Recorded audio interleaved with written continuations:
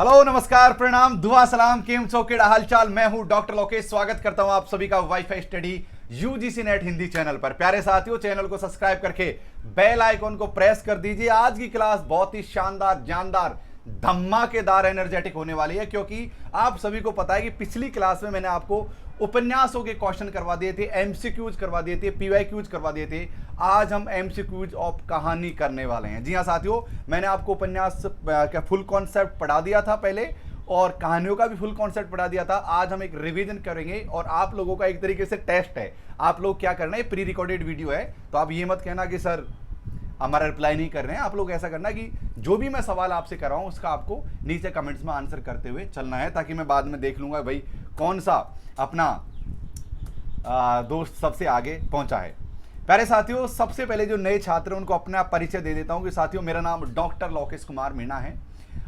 जिस चीज़ की आप तैयारी कर रहे हो, एंटी नेट जेआरएफ की, वो मैंने कई बार क्वालिफाइड कर रखा है। जेआरएफ होती है जूनियर रिसर्च फेलोशिप, उससे ऊपर होता है सीनियर रिसर्च फेलोशिप। मैंने इसको भी क्वालिफाइड कर रखा है। इसके अलावा जी हाँ साथियों, मैंने पीएचडी भी कर रखा है और मैं शिक्षक हूँ, आप लोगों को पढ़ा रहा हूँ। मैं आपसे कहना चाहूँगा, जो एसआरएफ होता है उसे कोई एग्जाम नहीं होती है। जब आप पीएचडी करते हो उस समय जेआरएफ को कन्वर्ट कर दिया जाता है आपकी परफॉर्मेंस के अकॉर्डिंग, कि वो एसआरएफ में कन्वर्ट कर दिया जाता है। उसे कहते हैं सीनियर रिसर्च फेलोशिप, जिसमें आपको फेलोशिप का अमाउंट थोड़ा बढ़कर मिलता है। ओके साथियों, चलिए, ये तो हो गई मेरा इंट्रोडक्शन की बात। प्यारे साथियों, कि मैंने अभी हमारे जो गांव देहात के जो स्टूडेंट्स हैं, जितने भी दोस्त हैं जो अनअकैडमी पर अभी अभी आए हैं और वो फीस अफोर्ड नहीं कर पा रहे हैं, तो मैंने उनके लिए फ्री क्लासेज की व्यवस्था की है। क्योंकि अनअकैडमी पर केवल पेड क्लास नहीं होती हैं, फ्री क्लासेज भी होती हैं। हमारे पास दो प्रकार की क्लास होती है, तो स्पेशल क्लास बोलते हैं और एक बोलते हैं प्लस क्लास। जी हाँ साथियों, प्लस क्लास की कोई नाम मात्र से फीस होती है, स्पेशल क्लास निःशुल्क होती है। तो मैंने आप सभी के लिए 10 बजे डेली स्पेशल क्लासेज का आयोजन कर रखा है। आप पेपर 1 की स्पेशल क्लास पढ़ने के लिए रोज 10 बजे अनअकैडमी पर आना मत भूलना। बाकी विवरण बताता हूं कि किस प्रकार से आपको वहां से ज्वाइन करना है। प्यारे साथियों, इसके अलावा मैं बात करूंगा जो भी प्लस में स्टूडेंट जुड़ना चाहते हैं, उनसे कहना चाहूंगा कि मैथमेटिक्स का मेरा न्यू बैच स्टार्ट हुआ है अभी, और मैं आपको 10 के 10 यूनिट्स पढ़ा रहा हूं। ठीक है, तो मैथमेटिक्स का नया बैच स्टार्ट हुआ है, आप इसमें शामिल हो जाइए। और दूसरी बात, सबसे बड़ी बात क्या है, मैं हिंदी साहित्य पढ़ाता हूं, तो मैथ प्लस हिंदी साहित्य आपका कंप्लीट हो जाएगा। क्योंकि आप हिंदी साहित्य के विद्यार्थी हो, तो हिंदी साहित्य में पढ़ाता हूं भाई, मैंने पीएचडी किया है, तो आप उससे अंदाजा लगा सकते हो कि हमारा एजुकेशन का लेवल थोड़ा अच्छा होने वाला है। तो मैथ रीजनिंग में मैं पढ़ाऊंगा, यानी 10 के 10 यूनिट्स पेपर 1 और हिंदी साहित्य। ये मेरी प्रोफाइल है, आप जाकर इसको फॉलो कर लीजिए अनअकैडमी पर। ये स्क्रीनशॉट तो पुराना है, अब तो 6 मिलियन से भी ज़्यादा मेरे वॉच टाइम हो गए होंगे, 7 या 8 के मेरे फॉलोअर्स हो गए हैं। तो आप जाकर मुझे, ये मेरी प्रोफाइल मिलेगी, जाकर मुझे फॉलो कर लीजिएगा। मैंने प्लस क्लासेज में बहुत सारे कोर्सेज और भी पढ़ा रखे हैं। अगर हिंदी साहित्य की बात करूँ तो गद्य साहित्य पढ़ा रखा है, संपूर्ण काल पढ़ा रखे हैं काव्यखंड का, मैंने काव्य शास्त्र पढ़ा रखा है, मैंने पाश्चात्य काव्य शास्त्र पढ़ा रखा है, और पेपर 1 में भी कम्युनिकेशन है, कॉम्प्रिहेंशन है, बहुत सारे तमाम टॉपिक्स मैंने पढ़ा रखे हैं। आपको क्या करना है, प्लस क्लास ज्वाइन करनी है और जाके फटाफट से रिविजन कर लेना है। हिंदी के अलावा इतने सारे सब्जेक्ट हैं जिनकी हम तैयारी आप लोगों को करवाते हैं। तो आपका कोई दोस्त जो हिंदी नहीं है, उसका कोई और सब्जेक्ट है, तो उनसे कहिए कि अनअकैडमी पर आप प्लस क्लासेज ज्वाइन कर लो, आपको ये सारे सब्जेक्ट वहां पर देखने को मिल जाएंगे। जी हाँ साथियों, पेपर 1 एंड पेपर 2 की संपूर्ण तैयारी के लिए एकदम घोड़े जैसी दृष्टि के साथ, ना इधर देखना ना उधर, टू द पॉइंट पूरा सिलेबस हम करवा रहे हैं। उसके लिए आपको अनअकैडमी का प्लस सब्सक्रिप्शन या आइकॉनिक सब्सक्रिप्शन ज्वाइन करना पड़ेगा। उसके लिए लोकेश 11 रेफरल कोड, एक जादुई रेफरल कोड है, उससे आपको 10% का इंस्टेंट डिस्काउंट मिल जाएगा। तो पेपर 1 एंड पेपर 2 की संपूर्ण तैयारी के लिए लोकेश 11 रेफरल कोड का प्रयोग करें। मैं आपको एक एडिशनल जानकारी दे देता हूं कि जैसे ही आप प्लस क्लासेज में आओगे, मेरे अलावा जितने भी और भी शिक्षक हैं इंटायर अनअकैडमी पर जो नेट कैटेगरी में, वो सारे आपके अनलॉक हो जाएंगे। मेरे साथ साथ आप उनकी क्लासेज भी देख पाओगे। अब ये जादू होगा कैसे? ये जादू होगा इस ऐप के माध्यम से। ये आपको प्ले स्टोर में जाना है एंड्रॉयड के में, या ऐप स्टोर में जाना है iOS के में, जाकर डाउनलोड करना है, देन आपको गोल सेलेक्ट करना है आपका, जी हाँ साथियों, नेट का, और फिर उसके बाद में ये पॉपअप आपको दिखाई देगा। सबसे पहले मोबाइल में ये विंडो दिखाई देगी, यहाँ पर आपके सामने फीस रखी गई है, लेकिन नीचे हैवी रेफरल कोड लिख रखा है, यहाँ पर आप लोकेश 11 लिखकर अप्लाई कर दीजिए। जी हाँ साथियों, जब तक आप अप्लाई नहीं करोगे तब तक आपका डिस्काउंट नहीं मिलेगा। जैसे ही आप अप्लाई करोगे आपको 10% का इंस्टेंट डिस्काउंट देखने को मिल जाएगा। उसके बाद में क्या करना है, आपके पास थर्ड जो स्लाइड ये दिखेगी, आपको यहाँ पर रिडीम का ऑप्शन दिखेगा। जी हाँ साथियों, आप अपने अनुसार 12 महीना चॉइस, देखो मैं रिकमेंड करूंगा 12 महीना चॉइस महीना। आप 12 महीना चॉइस महीना में कोई भी एक प्लान चुन लेना और उसके बाद में रिडीम कर लेना, उससे भी अप टू 10% और डिस्काउंट मिल जाएगा आपको। और debit card, EMI, UPI wallet और नेट बैंकिंग से पेमेंट कर सकते हो। इसके अलावा प्यारे साथियों हमारे पास कई EMI के ऑप्शन भी अवेलेबल हैं, आप चाहो तो उनमें भी उसके माध्यम से भी पेमेंट कर सकते हो। आपके सामने सारी डिटेल ऐप पर मिल जाएंगी। जी हाँ साथियों, तो प्लस क्लासेज की मैं मोटा मोटी आपको बतला देता हूँ। देखो पेपर 1 लाइव क्लासेज हो जाएगी, पेपर 1 की, पेपर 2 की क्विज टेस्ट हो जाएंगे आपकी, है ना। स्ट्रक्चर कोर्स वाले किस किस तरह से पढ़ना है, और आपको अनलिमिटेड एक्सेस मिल जाएगा प्लस में। अब हमारा दूसरा जो सबसे बेस्ट मोस्ट आया है, आइकॉनिक सब्सक्रिप्शन। कमाल कर दिया इस सब्सक्रिप्शन आकर, क्योंकि जिस तरह से जिम का एक वो ट्रेनर नहीं मिलता हमें, जो आपको प्रत्येक चीज़ें बताता है भाई आपको ऐसे करना है, ऐसे कर, उसी तरीके से हमारा यहाँ पर एक पर्सनल कोच मिलेगा आपको आइकॉनिक में। जी हाँ साथियों, वो आपका मतलब एकदम बूस्ट कर देगा आपकी पढ़ाई को। आपको कैसे इंटरव्यू देनी है, क्या करना है, आपको हर तरीके से हेल्प करेगा आपका पर्सनल कोच। तो उसके लिए आपको अनअकैडमी पर आइकॉनिक सब्सक्रिप्शन में ज्वाइन करना पड़ेगा, एनरोल करना पड़ेगा। बस रेफरल कोड में LOKES11 डाल दो, बस LOKESH11 LOKES11 कोड लगाकर अप्लाई कर देना। 10% का डिस्काउंट आपको यहाँ पर मिल जाएगा, और आपको अप टू 10% का वो भी मिल जाएगा रिडीम करने से भी। तो जी हाँ साथियों, ठीक है, आपको ये सारी चीज़ें यहाँ पर देखने को मिल जाएंगी। आप जाओ, बहुत सारे एजुकेटर्स हैं जो समय समय पर आपको यहाँ पर पढ़ा रहे हैं। नए नए कोर्सेज हमारे लॉन्च हो, मैं कह रहा था ना कि आप सब्सक्रिप्शन LOKES11 कोड लगा के सारे टीचर फ्री हो जाएंगे। जी हाँ साथियों, हमारे नए नए बैच कोर्सेज यहाँ पर चलते रहते हैं, आप सभी कोर्सेज का हिस्सा बन सकते हो। तो फ्री क्लास देखने के लिए 10 बजे आ जाना। पहली क्लास अनलॉक करने के लिए कोड लगा देना LOKES11। अच्छा, कोई शुल्क नहीं है LOKES11 कोड लगाने का, इससे अनलॉक हो जाएंगी आपकी सारी क्लास। चलिए अब हिंदी कहानियों पर हम अपने आप को स्विच करते हैं। आ जाओ फटाफट से ज्वाइन कर लीजिए, और हाँ एकदम तंदुरुस्त हो जाइए बिल्कुल। अब ज़्यादा समय नहीं है एग्जाम लगने में, और वो कहते हैं मन के हारे हार है और मन के जीते जीत। तो मन में ठान लो, जान लो कि यार इस बार हमें JRF करना है। तो MCQs और कहानियों के बारे में हम पढ़ेंगे साथियों। मैं सबसे पहले एक बात कहता हूं कि आज के ज़माने में क्या पढ़ना है ये ज़्यादा महत्वपूर्ण नहीं है, क्या छोड़ देना है उसकी समझ पैदा करना ज़्यादा महत्वपूर्ण है। क्योंकि क्या पढ़ना है ये तो सब बच्चों को पता है, सारे स्टूडेंट्स को पता है, सिलेबस सबके सामने होता है। लेकिन किस प्रकार से पढ़ना है, कौन कौन सी महत्वपूर्ण चीज़ें हैं, उनको लेकर अगर हम चलेंगे तो हमारा सिलेक्शन श्योर हो जाएगा। मैं उस पर ज़्यादा आप लोगों का फोकस या ध्यान केंद्रित करने की हमेशा कोशिश करता हूं। तो चलिए साथियों, पहले क्वेश्चन से शुरुआत करते हैं जो 2004 में पूछा गया है, और उसके बाद हम 2015, 16, 17, 18 ऐसे जो आजकल के जो क्वेश्चंस हैं उनसे हम शुरुआत करेंगे और उनसे पढ़ना शुरू करेंगे। तो सबसे पहले क्वेश्चन नंबर 1 आपके सामने, फटाफट से आंसर आप कमेंट्स बॉक्स में दे दीजिए। और हाँ, वीडियो अभी तक लाइक नहीं किया तो वीडियो को लाइक करके चैनल को सब्सक्राइब करके बेल आइकॉन जरूर से प्रेस कर लेना। निम्नलिखित में से सही कृति कालक्रम कौन सा है? देखो ये कहानी दे रखी है आपके सामने, इनका कालक्रम का मतलब है इस तरह से बढ़ते हुए क्रम में कौन कौन से, मतलब शुरू पहले कौन था और बाद में कौन है, इस प्रकार से आपको ये चीजें यहां पर बतलानी है। जी हाँ साथियों, आंसर दे दिया होगा, याद आ गया, सरल था ना, मुझे पता था आप लोगों ने कर दिया होगा। सुख में जीवन, दो बांके, शरणार्थी और ठुमरी, फुल कॉन्सेप्ट में पढ़ा है आप लोगों ने, इसलिए इतना खुश होने की आपको आवश्यकता नहीं है, मुझे पता है आप लोगों ने कर दिया है। चलिए, कहानियों का सही अनुक्रम 2005 में पूछा गया। देखो मैं आपसे क्या कहता हूं, मैं आपसे यही कहता हूं कि किस प्रकार से पढ़ना है ये सीख जाना है, यही बस आपको स्मार्ट लर्नर बनना है। ये लगा लो आप, स्मार्ट तरीके से पढ़ाई होती है आज के टाइम पर, समझ रहे हो ना आप लोग, ज्यादा ताकत की जरूरत नहीं है, बस लॉजिक की जरूरत है, समझे। चलिए पढ़िए, कालक्रम की दृष्टि से निम्नलिखित कहानियों का सही अनुक्रम क्या है, बतलाइए सही अनुक्रम क्या है। पूस की रात याद आ रही है, प्रेमचंद याद आ रहे हैं, आ रहे हैं, प्रेमचंद के बाद परिंदे, जैन याद कौन है, जैनेन्द्र याद आ रहे हैं। तो भाई प्रेमचंद पहले थे, जैनेन्द्र बाद में थे, सीधी सी बात है। और बुद्ध का काटा कसमें, वो तो प्रेमचंद पूर्व की कहानी है। जी हाँ साथियों, आंसर आ गया बी, बुद्ध का काटा, पूस की रात, पत्नी एंड परिंदे। मैंने जो आपको लॉजिक समझाया था उसी लॉजिक के आधार पर आपको क्वेश्चन करने हैं। जैसे कैसे करने हैं मैं आपको बतला दूं। देखो मैंने आपसे क्या कहा, सबसे पहले आपको जो लेखक हैं इनका काल विभाजन करना है। भाई कौन सा लेखक कब पैदा हुआ, जैसे प्रेमचंद 1915 से उनका काल विभाजन, लेकिन कब पैदा हुए थे, प्रसाद कब हुए थे, मतलब काल विभाजन करना। भाई आधुनिक काल में कौन कौन हुए थे, भारतेंदु काल में कौन कौन थे, काल विभाजन कर लेना है। फिर उसके बाद में हमें थोड़ा मोटा माटी लेखकों के नाम याद कर लेने हैं, भाई कौन सा लेखक कब पैदा हुआ था। देन उसके बाद में उनकी रचनाओं को निकालना बहुत ज़्यादा आसान हो जाता है। तो लौकेश आ जाइए फटाफट से, अब क्वेश्चन करिए। कालक्रम की दृष्टि से निम्नलिखित कहानियों का सही अनुक्रम क्या है? बतलाइए, इंतजार है आप लोगों का, बतलाइए। उसने कहा था कहानी, देखो साथियों, उसने कहा था किसके? चंद्रधर शर्मा गुलेरी,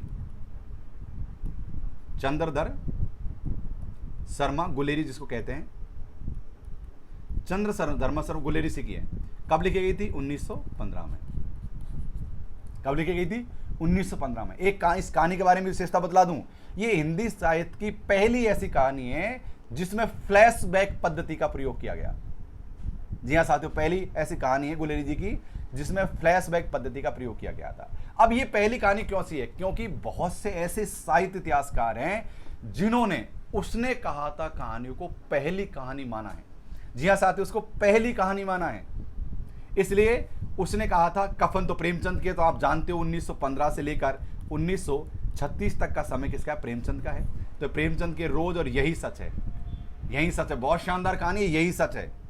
आपने अगर नहीं पढ़ी है इस कहानी को जरूर से पढ़ना। यही सच है कि मतलब एक महिला है, मैं आपको थोड़ा ब्रीफ कर देता हूँ चीज़ों के बारे में। देखो, उसने कहा था के बारे में मैंने आपको जान लिया, कफन के बारे में और समझा देता हूँ। देखो, मेरी क्लास की एक खासियत है, मेरी क्लास की खासियत यह है साथियों कि मैं आप लोगों को एक एक चीज़ व्याख्यायित करके हुए चलता हूँ। जैसे मैंने गुलेरी जी की कहानी उसने कहा था, चंद्रधर में गुलेरी की कहानी है, थोड़ी देर से लिखता हूँ गुलेरी जी। फ्लैशबैक पद्धति का उपयोग किया गया था। कफन कहानी प्रेमचंद की। इस कहानी में एक ऐसी मार्मिक चीजों को बतलाया गया है कि भाई जीते जिस औरत को इलाज के लिए पैसे नहीं थे, मरने के बाद समाज का ऐसा आडंबर, भाई उसके लिए कफन लेके आओ, उसको बिल्कुल दुल्हन की तरह सजाओ और फिर उसको अंतिम संस्कार के लिए ले जाओ। लेकिन इसमें बहुत बड़ा व्यंग है कि आपके से घीसू और माधो नाम के दो पात्र हैं जो महिला से संबंधित हैं, वो चले जाते हैं शहर में कफन खरीदने के लिए। तो वो क्या करते हैं? कफन लेकर नहीं आते हैं। और वो प्यारे साथियों क्या करते हैं, वो आप लोगों को पता होगा कि वो ये करते हैं कि कफन के पैसों में वो करते हैं मौज मस्ती, अच्छी जगह खाना खाते हैं, अच्छे अपने लिए खुद के लिए कपड़ा खरीदते हैं, और मतलब कफन के लिए ये करते हैं, और वो लाश वहीं पड़ी रहती है। तो एक व्यंग्यात्मक, यथार्थवादी कहानी है साथियों कफन। और उसी के बाद में यही सच है के बारे में बात कर लेते हैं। यही सच है कहानी ऐसी, एक महिला की कहानी है, यही महिला की कहानी। इसमें क्या है कि जब भी उसको, अगर मान लो कि ये महिला इससे, ये पुरुष है, इससे वो शादी कर लेती है, उससे मित्रता कर लेती है, तो उसको यही अच्छा लगने लग जाता है। उसके बाद में अगर इससे कर लिया तो ये अच्छा, मतलब ये मेरे कहने का मतलब ये है कि वो डिसाइड नहीं कर पा रही है कि वो जहाँ रहती है उसको वही अच्छा लगने लग जाते हैं। ये इस तरह की कहानी है, बड़े ही प्यारी कहानी है। आप जाकर इसको एक बार पढ़ना ताकि समाज की हकीकत को आपको पता लग जाए। तो आंसर है साथियों सी द करेक्ट आंसर। चलिए, निम्नलिखित कहानियों का देखो क्रम, देखो कितने ज्यादा क्रम पूछे जा रहे हैं, कितने ज्यादा क्रम पूछे जा रहे हैं। चलो कौन सा क्रम है? चौथे का आंसर दो। सीधी बात है यार, उसने कहा था आ रही है, 1915 में लिखी गई है, ये सबसे पहले की कहानी है। तो इसके बाद में सी द करेक्ट आंसर। तीसरी कसम और तो उसके बाद में आएगा। देखो क्रम कितने, अब एक बात का आप अंदाजा यहां पर लगा सकते हो प्यारे साथियों, एक बात का अंदाजा हम ये लगा सकते हैं कि भाई साहब जितने भी सवाल पूछे जाते हैं ना, उसमें सबसे ज्यादा जो सवाल पूछे जा रहे हैं कहानियों को लेकर, वो पूछे जा रहे हैं क्रम वाले का बात है। दो सवाल आते हैं, तो क्रम के आते हैं और एक आते हैं पात्र के। क्या आता है? क्रम और पात्र के सवाल आते हैं। जी हाँ, क्रम के और पात्रों के आपको यहां पर सवाल देखने को मिल रहे हैं। चलिए शुरुआत करते हैं आज के सेशन की। ओके, रचनाकाल के अनुसार कौन सा अनुक्रम सही है?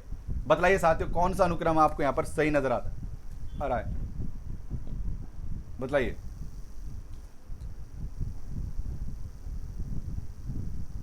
ग्यारह वर्ष का समय याद है? किस किसने पढ़ी है? ठाकर को कुआं प्रेमचंद की कहानी है। ये बड़ी मार्मिक कहानी है कि एक गरीब व्यक्ति होता है और ये ठाकुर की हवेली होती है, यहाँ पे एक कुआं होता है। ये गरीब व्यक्ति को पानी तक नसीब नहीं है, ये गंदी नाली का पानी पीने के लिए विवश है, मर रहा है, मतलब अंतिम सांस ले रहा है, प्यास से तड़प रहा है, लेकिन वो इस कुएं से पानी नहीं ले सकती महिला।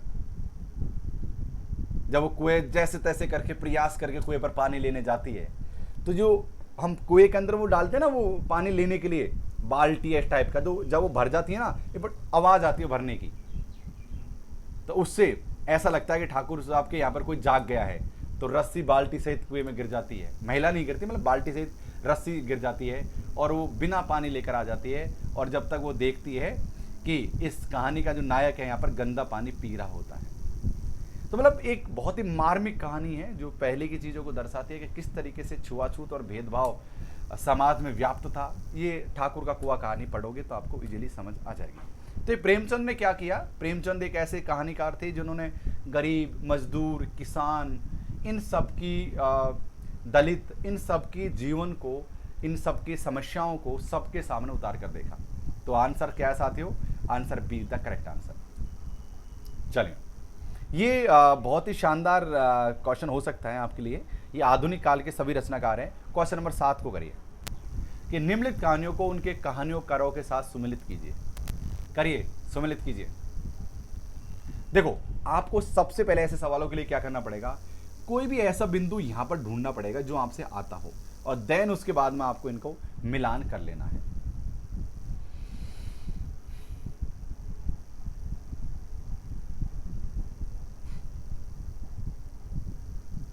करिए,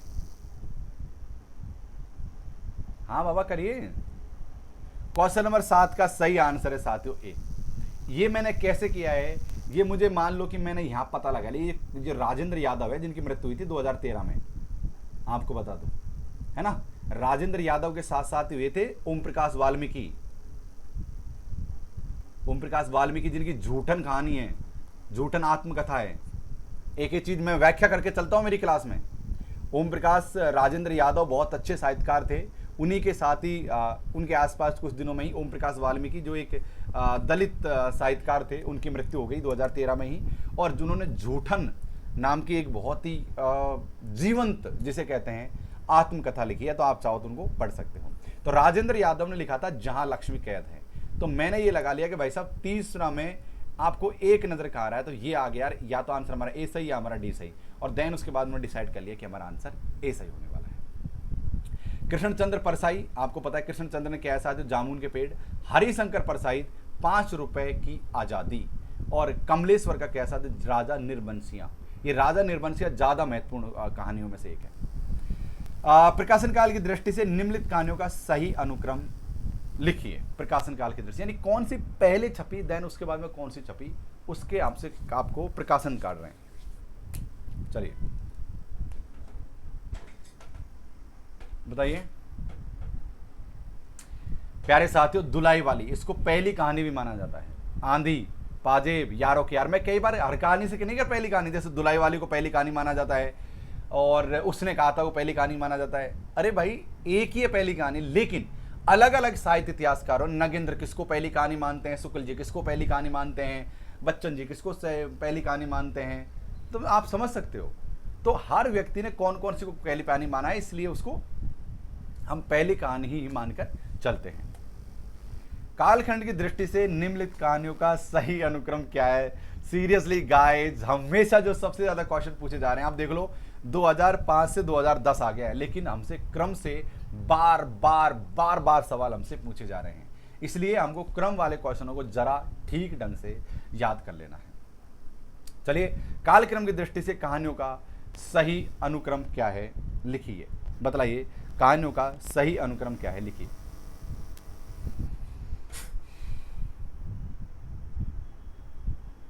करिए करिए। रानी केतकी की कहानी ये सबसे पहले लिखी गई, फिर उसके बाद उसने कहा था शरणागत और तीरथ, इसलिए B is the correct answer है साथियों। क्या है? बी हमारा करेक्ट आंसर है। चलिए, कहानी और कहानीकारों का सुमेलन कीजिए। चलिए, कहानी और कहानीकारों को यहां पर सुमेलित करते चलिए और सुमेलन करिए। चलिए करिए।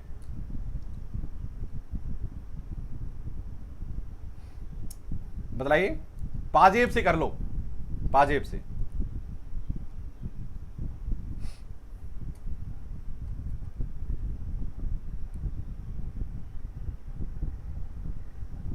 अरे सबको पता है भाई, पाजेब जैनेन्द्र जी की है, थोड़ी देर पहले तो बताया था।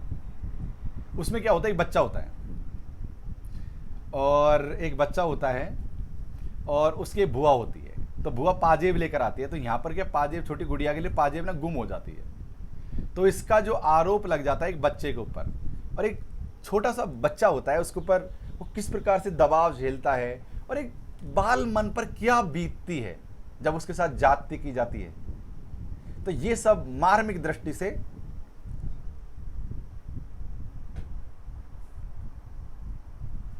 यहां पर बतलाया गया। जी हाँ साथियों, और सुन लो, बाद में पता लगता है जो पाजेब है उसकी बुआ के साथ एक बैग में ही चली गई थी।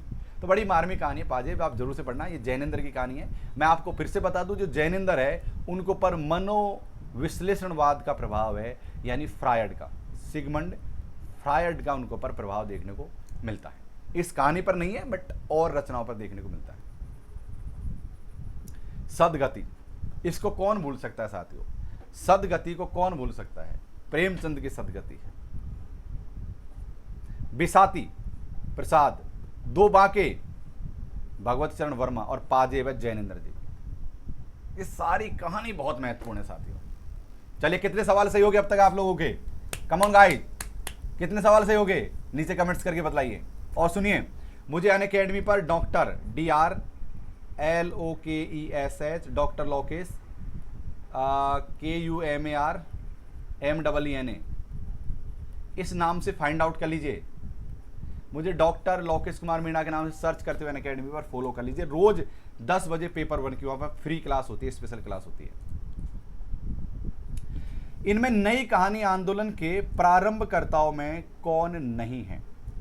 बतलाइए साथियों, नई कहानी आंदोलनकर्ता के प्रारंभकर्ताओं में कौन नहीं है? बताओ।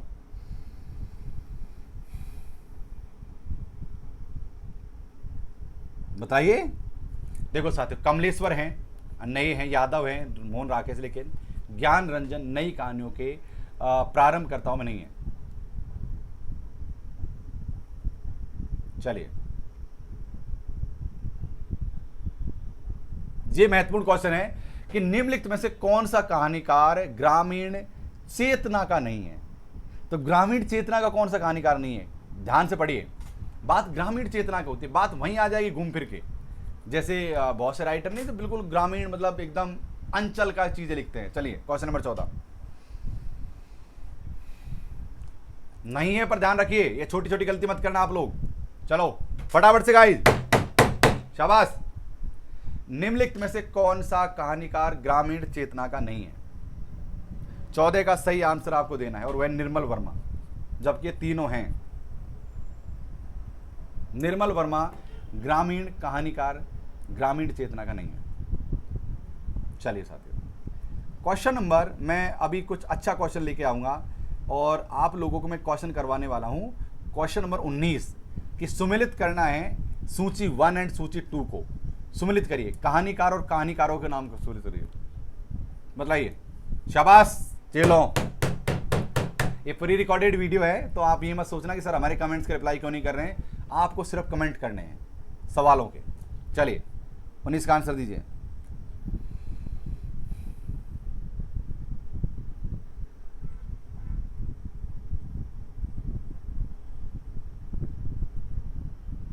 ध्यान से धैर्य के साथ पढ़ो पहले।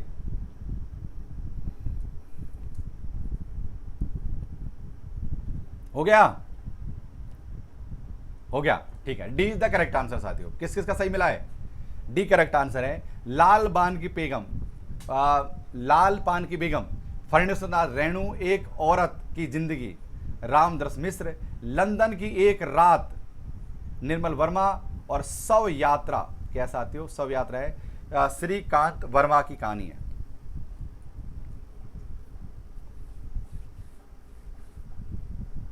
करिए करिए करिए करिए, देखो मत मेरी तरफ, क्वेश्चन करना है फटाफट। निम्नलिखित कहानियों को उनके कहानी लेखकों के साथ सुमेलित करना है। बस आप लोगों को बस इतना सा काम करना है। करिए। सुमेलित कैसे करोगे? देखो इधर देखो, जिंदगी और जिंदगी, एक और जिंदगी, जिंदगी और जोक, अलग अलग प्रकार की कहानी है।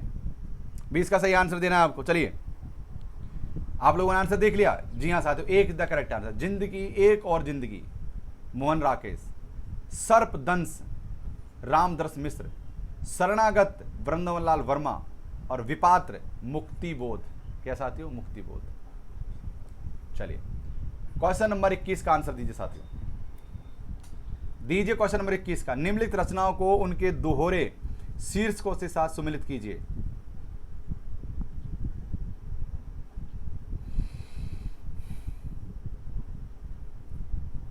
इसको रहने देते हैं क्योंकि बार बार हम एक ही प्रकार के क्वेश्चन कर रहे हैं, हम थोड़ा अलग टाइप के क्वेश्चनों की तरफ देखते हैं। ये हो गया मनोविश्लेषणवादी कथाकार नहीं है। अब ये बात बताओ, मनोविश्लेषणवादी कथाकार नहीं है, नहीं है पर ध्यान देनी है आपको। मनोविश्लेषणवाद कौन है? Sigmund Freud. ये सिगमंड फ्रायड से इंस्पायर है सभी। इन्होंने 3 संकल्पनाएं दी थी, id, ID, id, E G O, ego और सुपर ईगो और सुपर ईगो। इन्होंने 3 संकल्पना दी थी, इड, ईगो और सुपर ईगो। यानी कि इन्होंने क्या कहा था, आप लोग आंसर कीजिए। इड, ईगो, सुपर ईगो, इन्होंने क्या किया था? जो काम वासना है, काम वासना, इसको लेकर इन्होंने बात की थी। इड, ईगो क्या कहते हैं? इड क्या होता है? जो छोटे बच्चे होते हैं, जो शिशु होते हैं, इनके ऊपर, इनके अंदर इड होते हैं, मतलब एक प्रकार से समाज का इड प्रभाव रहता है। तो ये छोटे बच्चे अपने एक्सप्रेशन को, काम वासना के जो एक्सप्रेशन हैं उसको कैसे भी कर सकते हैं। जैसे कि छोटे बच्चे ऐसे बिना कपड़ों के घूमते रहते हैं, कहीं भी मूत्र विसर्जन कर देते हैं, या इस प्रकार से कुछ भी, मतलब कहीं भी कुछ भी कर देते हैं। तो इस पर समाज जो है इनके ऊपर लगाम नहीं करता है और समाज इनसे कुछ नहीं कहता, ये इड आता है। और उसके बाद में आता है ईजीओ। अब छोटा छोटा बच्चा जैसे ही बड़ा होने लगेगा उसके ऊपर चीज़ों का प्रभाव आने लगेगा। जैसे 17-18 साल का हो जाएगा तो बिना कपड़ों के नहीं घूम सकता, अपनी जो काम इच्छाएं उनको व्यक्त नहीं कर सकता, और उसी प्रकार से आ जाएगा सुपर ईगो। सुपर ईगो में क्या है कि जो छोटा बच्चा अपनी मर्जी के अनुसार काम वासना को किसी भी प्रकार से जाहिर कर रहा है, लेकिन फ्राइड कहते हैं सुपर ईगो में समाज का इतना तगड़ा प्रभाव आ जाता है कि जो आदमी होता है, जो इंसान होता है, उनकी काम वासनाएं दमित होने लगती है, दबने लग जाती है और इंसान कुंठित होने लगता है। और जब इंसान कुंठित होने लग जाता है एकदम ब्लास्ट होता है, जिससे समाज को बहुत हानि होती है। तो यहाँ पर वो बात की थी, मैं डिटेल में आपको पूरी चीज़ें पढ़ा दी हैं सिगमंड फ्राइड के बारे में। मैंने आपको बतला दिया था, इड, आईडी, ईजीओ, इड, ईगो और सुपर ईगो, ये 3 चीज हमें यहाँ पर देखने को मिलती हैं। तो मनोविश्लेषणवादी कथाकार यहाँ पर कौन है साथियों? जैनेंद्र है, मैंने थोड़ी देर पहले बताया। अज्ञे है, शेखर एक जीवनी आपने उनकी पढ़ी होगी, उम्मीद है। शेखर एक, इलाचंद्र जोशी भी मनोविश्लेषणवाद के प्रसिद्ध हैं। लेकिन चतुरसेन शास्त्री हैं साथियों, वो मनोविश्लेषणवादी कथाकार नहीं है। क्या साथियों? वो मनोविश्लेषणवादी कथाकार नहीं है। ये सबसे अच्छी बात यहाँ पर देखने को मिलती है। चलिए कुछ नई चीज़ों को देख लेते हैं, समझ लेते हैं, और उसके बाद में हम कुछ नए प्रकार के क्वेश्चनों को यहाँ पर आते हैं और लेकर। चलिए क्वेश्चन नंबर 33 की, प्रकाशन वर्ष के अनुसार निम्नलिखित कहानी संग्रह का सही अनुक्रम क्या है? बतलाइए। Come on guys, come on, come on. निम्नलिखित प्रकाशन वर्ष के अनुसार निम्नलिखित कहानी संग्रह का सही अनुक्रम क्या है? बतलाइए। 33 का आंसर दीजिए।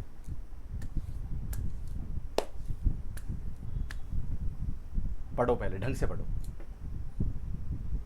मैं आंसर कर रहा हूं। आंसर है साथियों, फांसी, बिखरे मोती, सितम के बच्चे और 2 बांके। ये है सही क्रम कहानियों का। इसके अलावा कोई अच्छा क्रम इसका नहीं देखने को मिलेगा। प्यारे साथियों, 2015 में एक महत्वपूर्ण क्वेश्चन पूछा गया है और वो कहानी क्रम से संबंधित ही है। एक बार पढ़ो और आंसर देने की कोशिश करो।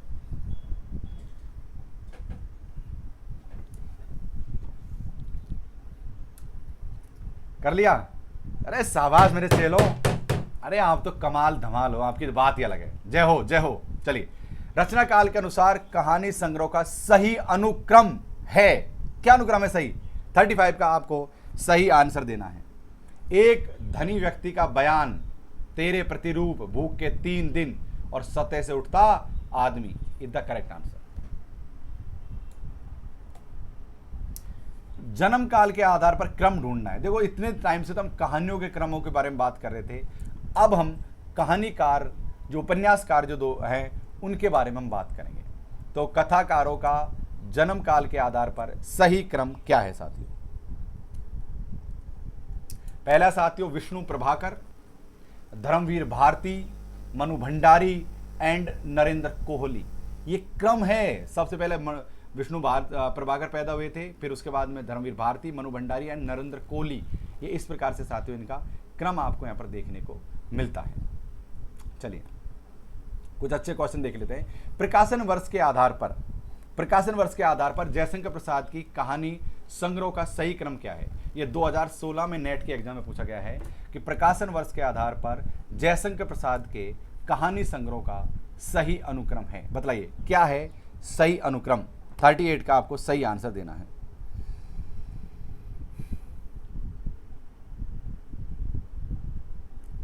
जयशंकर प्रसाद की सबसे पहले उन्होंने लिखी थी छाया कहानी, प्रतिध्वनि, आकाशदीप और इंद्रजाल। तो साथियों छाया से आपको यहां पर पता लग जाना चाहिए था। कोई बात नहीं, कभी कभी होता है ऐसा। ओके, प्रकाशन वर्ष के अनुसार निम्नलिखित कहानियों का अनुक्रम क्या है। देखो ये जितनी भी कहानी है साथियों प्रेमचंद की कहानी है। क्रिकेट मैच है, कफन है, बड़े भाई साहब। चलिए क्रिकेट मैच ना बड़ा, गुल्ली डंडा भी बहुत शानदार है। गुल्ली डंडा कहानी पढ़ी है कभी? बड़े भाई साहब पढ़ा? अरे आज के ज़माने में आपको बड़े भाई साहब बहुत देखने को मिलेंगे। अरे नहीं यार तुम तो नेट पास कर ही नहीं सकते, तुम तो, अरे ये तो मतलब अलग पढ़ाई करनी पड़ती है, इतने दिन की पढ़ाई होती है, ऐसा कर, ये फॉर्म लगा दे, वो फॉर्म लगा दे। यानी सलाह देने वाले आपको बहुत मिलेंगे ऐसे भाई साहब। तो प्रेमचंद ने उन्हीं के ऊपर बड़े भाई साहब के लिए बहुत ही शानदार कहानी लिखी है। अभी तक आपने नहीं पढ़ी है तो मैं आपसे कहूँगा आप एक बार पढ़ लीजिए। प्रकाशन वर्ष के अनुसार निम्नलिखित कहानियों का सही अनुक्रम आपको क्या यहाँ पर देखने को मिलेगा। वो अनुक्रम है साथियों दो बैलों की कथा, बड़े भाई साहब, कफन और क्रिकेट मैच। ये है इनका सही क्रम। ऐसे सवाल जो 2017 में पूछे गए हैं, ये सवाल आजकल बहुत ही ज़्यादा आ रहे हैं। कारण ये यहाँ पर कथन और निष्कर्ष में भी ये सवाल आपसे पूछे जा सकते हैं। तो एक बार पढ़िए ढंग से और देन उसके बाद में हम चीज़ों को फिर से सॉर्ट आउट करते हैं, चीज़ों को सॉल्व करते हैं। आधुनिक नारी अब पूरी गरिमा, देह संपदा, वास्तविक सम्मान के साथ आई है। औरतें अब औरतें हैं, वे झूठी सतियाँ वैश्या नहीं। इसलिए हिंदी कहानी खलनायिकाओं से शून्य है। नई कहानियों के संबंध में उपयुक्त कथन किसका है? बतलाइए। ये नई कहानियों के बारे में बात कर रही है। 42 का आपको सही आंसर देना है। और ये बात कहने वाले कौन साथी हो? ये हैं कमलेश्वर। कमलेश्वर ने ये सब बातें महिलाओं के बारे में और नई कहानियों के बारे में कही है। एक बार आप फिर से पोज करके देख लीजिएगा। ओके, ये जुलाई 2018 में पूछा गया क्वेश्चन है, जिसमें एक साथ पात्र दिख रहे हैं और एक साथ कहानी दिख रही है। ऐसे क्वेश्चन भी आजकल बहुत ज़्यादा ट्रेंडिंग में है और बहुत ही ज़्यादा डिमांड में है। आपको उसने कहा था कहानी याद है? गुलेरी जी की 1915 में लिखी गई। इसका कोई पात्र याद है आपको? बोधा सिंह याद आ रहा है ना? बोधा सिंह मैंने पढ़ा है, बोधा सिंह। तो उसने कहा था मैं 5 सी में 5 आंसर आना चाहिए। तो ये सी है हमारा और इसके अंदर 5 ये रहा और कहीं 5 है नहीं, तो आंसर हमारा ए आ गया। बस हमको ज़्यादा कुछ करना नहीं है, लॉजिक ये ढूंढना है केवल। उसने कहा था क्या क्या आंसर? 5 या पर आंसर आ गया। तो आकाशदीप कैसा थे? आकाशदीप बुद्धगुप्त। दिल्ली में एक मौत अतुल्य। उसने कहा था सबको पता है, बोधा और मैग्रीन मालती। ये इनका क्रम है। तो थोड़ा डिटेल्ड से एक बार हिंदी अगर आप डीप पढ़ोगे तो आप अच्छी तरीके से हिंदी को सॉल्व कर पाओगे। ये मेरा आप लोगों से ये मानना है, कहना है। तपे दिक की मरीज मन्नो की कथा किस कहानी में चर्चित है? 48 का आपको सही आंसर देना है। और वह साथियों मन्नो किस में है? बादलों के घेरे कहानी में है साथियों। किस में है? बादलों के घेरे कहानी में है मन्नो। ऐसे क्वेश्चन भी बहुत ज्यादा पूछे जाते हैं कथन निष्कर्ष वाले। एक अलग से क्लास लेकर आऊंगा, उसमें मैं आपको कथन निष्कर्ष वाले क्वेश्चन यहां पर कराने वाला हूं।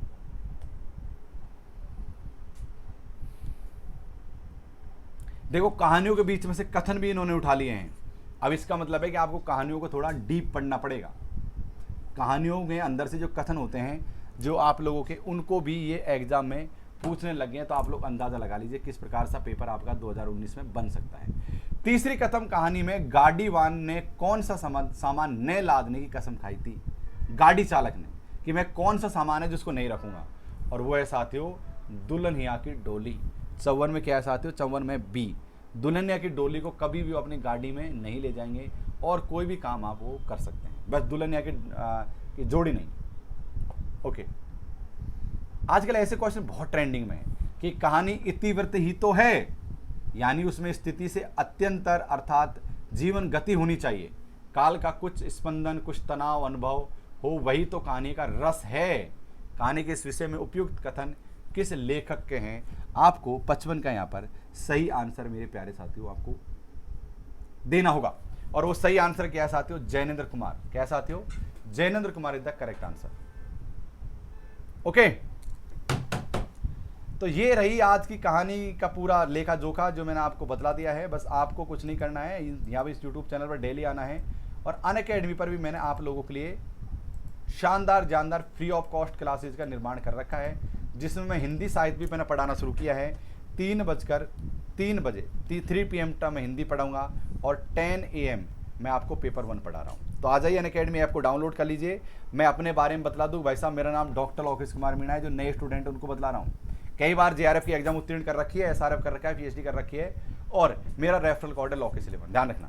इसके अलावा साथियों मैंने फ्री वाले बच्चों के लिए भी इस अनअकैडमी जैसे लार्जेस्ट प्लेटफॉर्म पर मैंने आप लोगों के लिए मौका दे रखा है, ताकि घर घर तक हमारी पहुंच बन सके।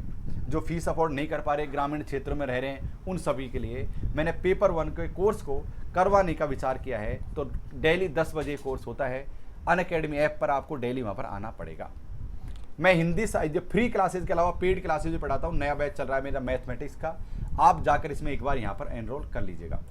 इसके अलावा हिंदी साहित्य में आपको पढ़ा रहा हूँ, हिंदी साहित्य का भी क्लासेज लगातार चल रही है। ये मेरी प्रोफाइल है, जाकर इसको फॉलो कर लो, बहुत ही शानदार और जानदार तरीके से। इसमें फॉलो बटन आएगा यहाँ पर, और उसके बाद मेरी पुरानी जो क्लास है, स्पेशल क्लासेज है, उनको देख लीजिए। स्पेशल क्लास को देखने के लिए पहला कोड लगाना पड़ेगा लोकेश 11, ताकि आपकी सभी क्लासेज अनलॉक हो जाएं।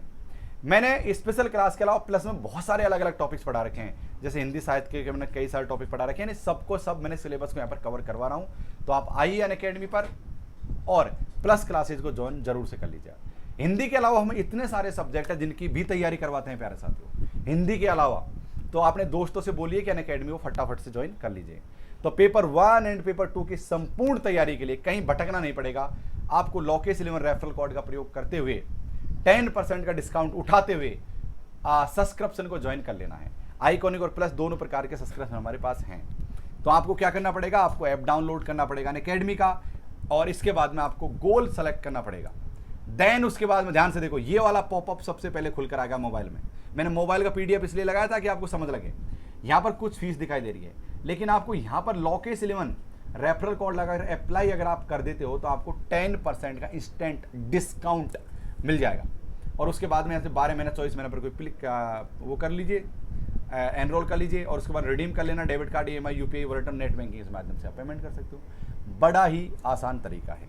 ये तो हो गया प्लस की बात। मैं रिकमेंड करूंगा 12 महीना 24 महीना। अब आइकॉनिक की बात कर लेते। देखो प्लस में लाइव क्लास है, पेपर 1 की एंड पेपर 2 की, लाइव क्विज है, अनलिमिटेड एक्सेस है। मतलब आप समझ सकते हो कि सब कुछ आपको प्लस क्लासेज मिल रहा है। लेकिन सबसे बड़ी बात और शानदार बात वो आइकॉनिक की क्या है कि इसमें आपको एक पर्सनल कोच मिल रहा है प्यारे साथियों।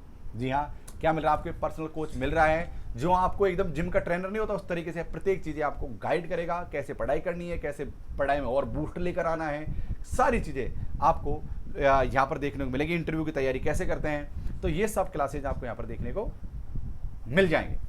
तो आपको लोकेश 11 रेफरल कोड लगाकर अप्लाई यहाँ पर कर देना है। ठीक है, आई बात समझ। ये वाली फीस है, उसके बाद में लोकेश 11 में 10% मिल जाएगा, तो उससे फीस कम हो जाएगी। रिडीम कर लेना और भी आपकी डाउन यहाँ पर फीस हो जाएगी। तो perfect study partner for NTUGC net. और प्यारे साथियों, आप जाके सब्सक्रिप्शन जरूर से कर लीजिएगा। बहुत सारे टीचर्स हैं मेरे अलावा जो भी आपको यहाँ पर पढ़ाते हैं। ओके, तो बोथ पेपर की तैयारी करवाते हैं, हिंदी साहित्य के अलावा इन सभी सब्जेक्ट की हम लोग तैयारी करवाते हैं। नए नए बैच क्लासेज हमारे यहाँ पर चलते रहते हैं। आप आओ, फटाफट से क्लासेज को एनरोल कर लीजिए और देखना शुरू कर दीजिए। प्लस क्लास, स्पेशल क्लास देखना चाहते हैं तो रोज 10 बजे लोकेश 11 रेफरल कोड का प्रयोग करके आ जाए कीजिए। बहुत धन्यवाद साथियों। चैनल को सब्सक्राइब करके बेल आइकन को प्रेस जरूर से कर लेना, मिस नहीं होना चाहिए। ठीक है, बहुत धन्यवाद, बहुत शुक्रिया। तब तक स्वस्थ रहो, मस्त रहो, जय हिंद, जय भारत कहते रहो। Thank you guys, love you guys.